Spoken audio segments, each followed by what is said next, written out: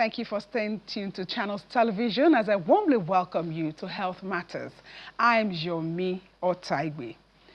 Just as there are several roads that lead to a bright and beautiful eyes, there are many contending factors against these sensitive body organ. One of them is glaucoma. Glaucoma have over the years shown the ability to silently erode the eyes and cause vision loss, as there are typically no early warning signs or symptoms. How can you reduce your risk of developing glaucoma? These and other questions will be answered by my guest on the show, who will join me in a moment. To stay with us.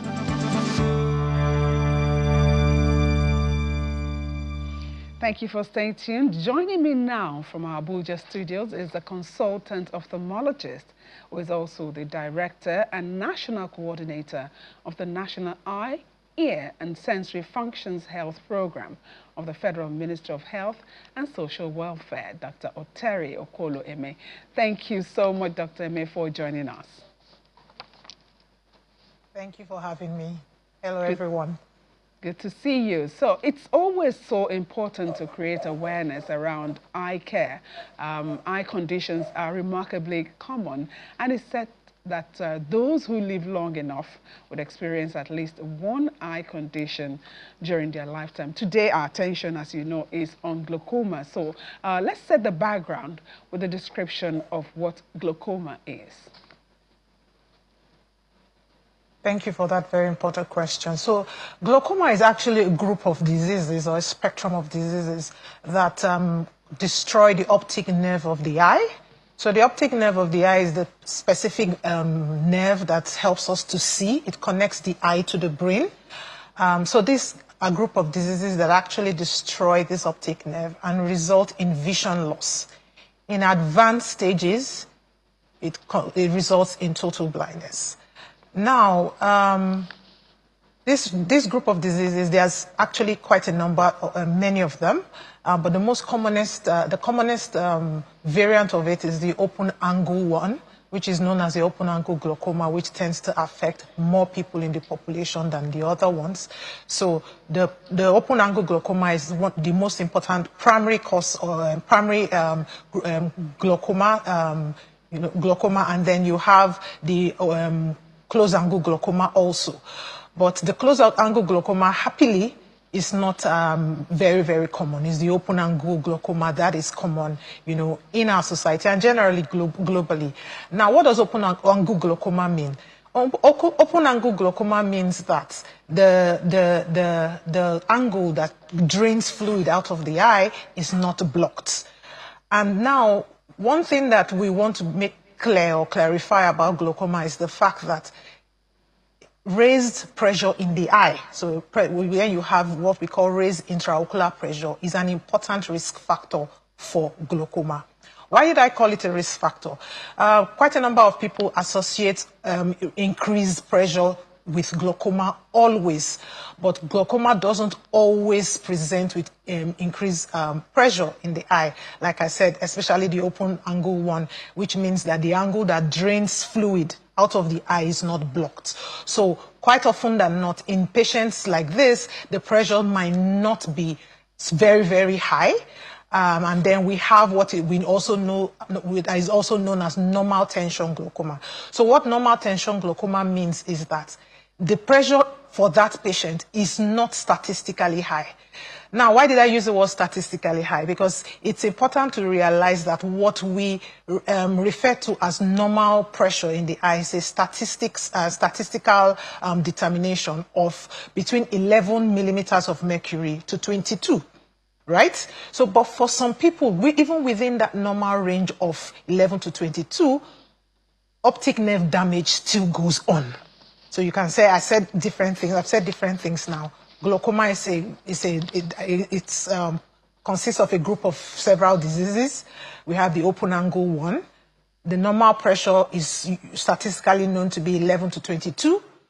Usually, because I said a raised pressure is one of the important risk factors, you could have raised pressure in the eye. But for some people, even with normal pressures, you can still have glaucoma damage, that's damage to the optic nerve going on, and as a result, loss of vision. Okay, so you've said a lot of things. I can pick out the open angle and the closed angle, but I'm just thinking, why would it happen in the first place? Why would there be, so the back of the eye is supposed to have maybe some kind of drainage, if I put it in local layman language. Why will the fluid be inadequate? What could cause this? Okay, so let me quickly just explain that. Now, first of all, I need to say that the cause of glaucoma is unknown, right? So what we know about glaucoma is that there are specific risk factors we look out in patients. Now, when I talk about the drainage of fluid from the eye, what happens is that the drainage of fluid from the eye actually occurs in the anterior, what we call the anterior segment of the eye. That's where the angle through which what we call the aqueous humor, that's the fluid in the eye, flows out through the eye to the back of the eye. Now, when that angle is too narrow, right? When it's too narrow, there's blockage of fluid flow from the front of the eye to the back of the eye, and that's what is known as the closed angle glaucoma. But in the open angle glaucoma, like I mentioned, there is no specific narrowing of the angle. So the angle is open, yet the pressure is high. So we need to just make a little bit of distinction, between the open angle and the closed angle. Now, like I said, increased intraocular pressure is not really necessarily a distinct feature of the disease, because, like I said, we do not call it a sign or a symptom. We say it's a risk factor. Now, there are other risk factors for glaucoma. Which, like I said, since we do not know the cause, we rely on using those risk factors to be able to identify at-risk patients and be able to offer them eye examinations that help us to pick this condition early and then institute management on time. Because glaucoma has no cure, basically. It's a chronic condition that any individual who has it has to live with it for the rest of their life, but we can manage it. So what the goal of, should I say, control or prevention of blindness prevention in glaucoma is early identification and instituting treatment to lower the pressure at whatever level you find the patient, to ensure we restore vision, functional vision, for the rest of that person's life. Now, let's go back to the risk factors I was talking about. Now, apart from the very important risk factor, which is raised intraocular pressure, that's raised pressure in the eye, we also have other important risk factors like black race. So that's where Nigerians come in, because we are all black. It's found that most of the people who have glaucoma globally are black. And then beyond that, glaucoma starts earlier. It runs an more aggressive course in blacks, including Nigerians, and the risk of vision loss from glaucoma is higher even amongst these black people, among blacks. That's why we at the Federal Ministry of Health take advocacy and raising awareness about the condition very, very seriously. Now, beyond that, we also have a family history as an important risk factor. So if you have especially a first-degree relative with a history of glaucoma, or anybody in your family who has had glaucoma, and because quite a number of people do not keep good medical records as per within their families, if there's anybody that has lost vision in your family, for whatever reason, you could be at risk of glaucoma.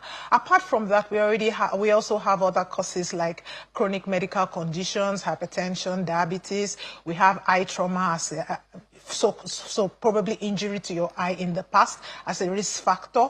Long-term use of steroids, what we call steroid medication, either as drops or tablets, and other refractive errors. So now, for somebody who is short-sighted, for instance, the person is more at risk of open-angle glaucoma, while somebody who is far-sighted is more at risk of the closed-angle glaucoma. So these are the important risk factors that we look out for. But beyond that, since we are all Nigerians, we are black, we all should, avail ourselves of a yearly eye exam, because a black race, being black, is a significant risk factor for glaucoma. Does it have to do with age too? Maybe there's the age range. Is it Oh, yes. common in young Yes. people or older people? Okay, I think it's important that you raise that point. So age is also a risk factor. Globally, people above 40 years are at risk of glaucoma. But why we don't lean so much heavily on that in Nigeria is the fact that, like I said before, black people, including Nigerians, usually at risk of developing this condition earlier. So if you've ever been in clinical practice like I have been, I have seen patients as young as 10, 12. In fact, there was some years ago, I was meeting a youth copper for the first time, and he was already blind in one eye. You can imagine this person just finished school and was going for youth service. He was just about 24 or so. He came for one other reason, and by the time his vision was checked, he realized at that point that he was already blind in one eye from glaucoma. And the other eye, which was, you know, he felt, okay, at least I have one eye. 90% of the optic nerve in that eye had already been destroyed. So you can imagine that young person at 24 has only like probably 5 to 10 years of vision left. So at the point of his life where he should be more productive, he doesn't have the sight, the vision to be able to carry out whatever, all the things he had learned in university, he will not be able to use them, you know, to add to to be productive and add to the gross domestic product of the country. So this is why we are saying, you know, for everybody to have an eye exam, for all of us to know the risk factors, and even if you do not have those other specific risk factors, being Nigerian alone, you are black. And even if you're younger than 40, please have a yearly eye exam, because black people, Nigerians inclusive, have the tendency or are at risk to develop this disease earlier, and it runs a more aggressive course and is more difficult to manage. And you've also said that glaucoma causes irreversible blindness. So it is very important for us to hammer on the screening, because, you know, when you sit and you're not having any pain in your eye, or so it seems, you can see, but you do not know that things are going on. So this screening you're talking about, how often, depending on the age? Thank you for that emphasis, and I think I will just re-echo it again. Glaucoma is the world's most important cause for irreversible blindness. In Nigeria, it's still the same. When we did the National Blindness and Vision Survey between 2005 and 2007, we realized that glaucoma was responsible for 16.7% of blindness amongst Nigerians. And as at the time of the survey, about 80% of those Nigerians were already blind. Now, like you rightly mentioned, so once that person is blind or lost vision in one or both eyes, that vision loss is irreversible. And because of the lack of symptoms of glaucoma, so it's not, because like I said, most people have open angle glaucoma. We are not going to be relying on you feeling pain, or you relying on you shouldn't rely on you losing vision. Because one thing about glaucoma is the fact that vision loss starts from the periphery. And if you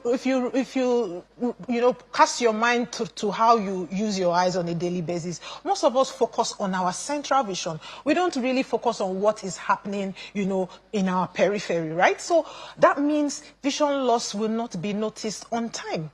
So these are the reasons why we say that glaucoma is a silent thief of sight, because it steals your sight away without you even realizing. But happily, there are interventions for, you know, trying to, you know, conserve functional vision for the rest of that person's life. So that is why we are emphasizing on the importance of having an eye exam at least once a year. For every person who has a risk factor, we are all black. And then if you have those other additional risk factors, please, that makes it all the more important for you to have an eye exam at least once a year. Now, who is examining your eye? Not just anybody, but a well-trained eye health professional should examine your eye. Not only test your central vision, like I said, because you are losing vision and also in the periphery. So that's why a professional eye eye health worker should be the one testing you, because once they see you, they're going to look at the back of your eye. They're going to test your central vision. They're also going to test your peripheral vision. So we have several tests that, pick up, the anatomical and functional, signs of glaucoma. Now, when we say screening, we actually do not refer to identifying glaucoma as a screening thing, because there is not one single test that picks up glaucoma. So you have to do several tests. You have to measure your pressure in your eye. You have to measure your central vision. You have to measure your peripheral vision, and then the back of your eye needs to be examined. So that's why we are saying, please, the only person who can examine you and make a diagnosis of glaucoma is somebody who is trained. So at least we're talking about ophthalmologists. We're talking about minimum of an optometrist to be able to make that decision that you have glaucoma. And then management will start with an ophthalmologist.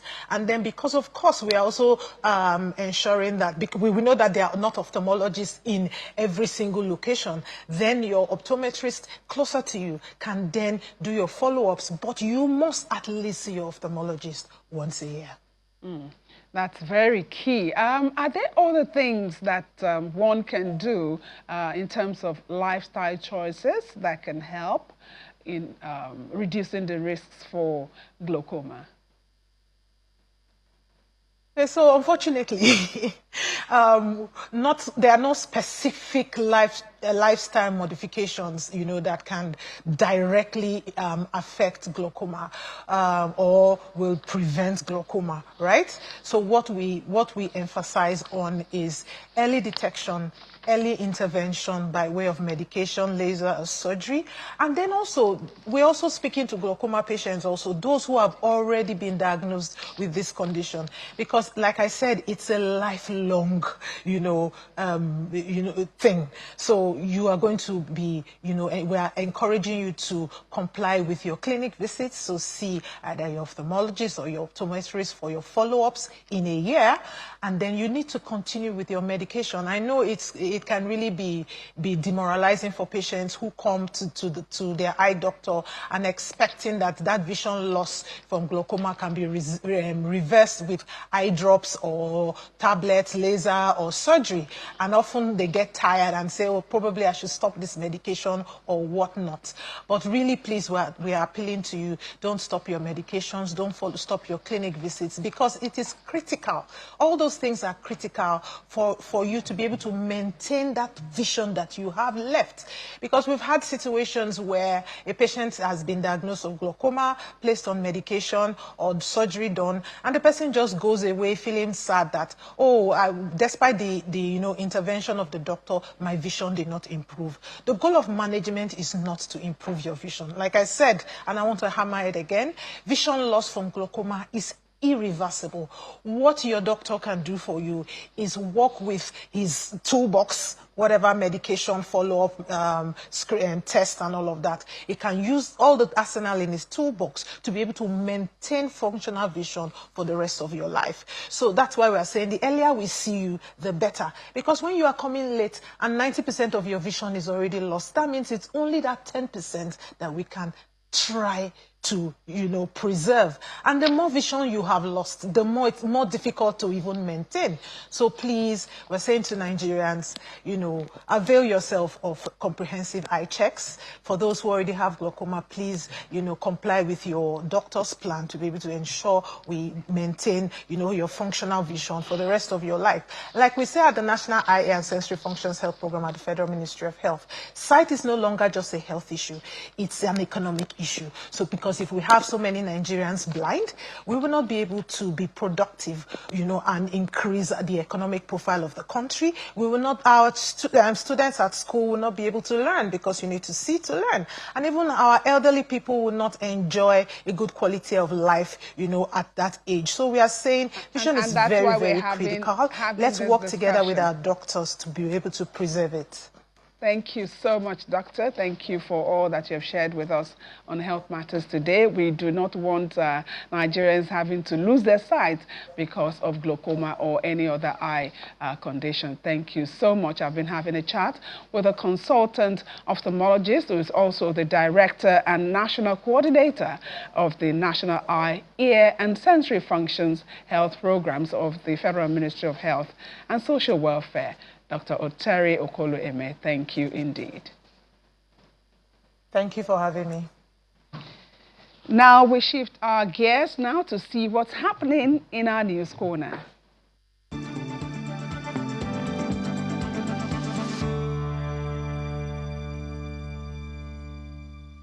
The long-term argument over whether medical fellowships should be equivalent to a PhD in the academic environment may have been laid to rest with the federal government of Nigeria's approval of an amendment that will enable medical professionals to use medical fellowships as an equivalent of a PhD for academic promotion and progression. The Minister of Education, Dr. Tunji Alausa, who disclosed this after the Federal Executive Council meeting, added that the amendments to the National Postgraduate Medical College Act were reviewed and approved by the Executive Council. It is expected that the proposed changes will be sent to the National Assembly for amendments to the law. The kind of degree we issue in Nigeria today for doctors, it's MBBS, Master Bachelor of Medicine and Bachelor of Surgery. And there's been some problem in our universities that for you to be a vice chancellor, for you to be a professor, you need to have PhD.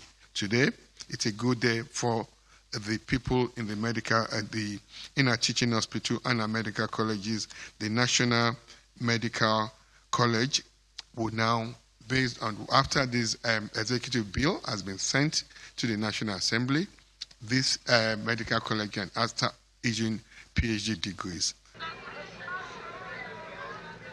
Following several public emergencies in the town of Rubaya in North Kivu province of the Democratic Republic of Congo, including recent landslides and epidemics of cholera, measles and mpox, the World Health Organization has provided nearly 6 tons of medicines and supplies for emergency and trauma care and for the treatment of cholera, measles and mpox to the town.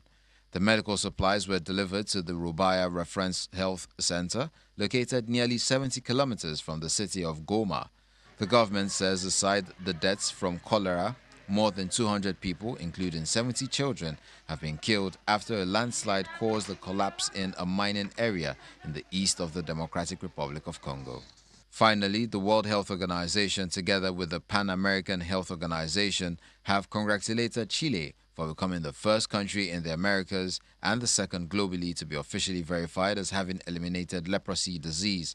Leprosy was historically recorded in Chile at the end of the 19th century on Rapa Nui, Easter Island. The disease was limited in mainland Chile, with sporadic introductions contained through isolation and treatment measures in the island, where the last secondary cases were managed by the late 1900s. Since then, Chile has not reported any locally acquired case of leprosy for more than 30 years, with the last locally acquired case detected in 1993.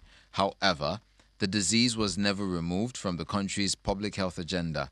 It has remained a notifiable condition, monitored through mandatory reporting, integrated surveillance, and continuous clinical readiness across the health system. The verification recognizes more than 3 decades of sustained public health action, robust surveillance, long-term political commitment, and a health system that has remained vigilant even in the absence of local transmission. Chile's accomplishments paves the way for other nations, illustrating the impact of political will, cross-sector collaboration, and adaptive planning in low-incident settings.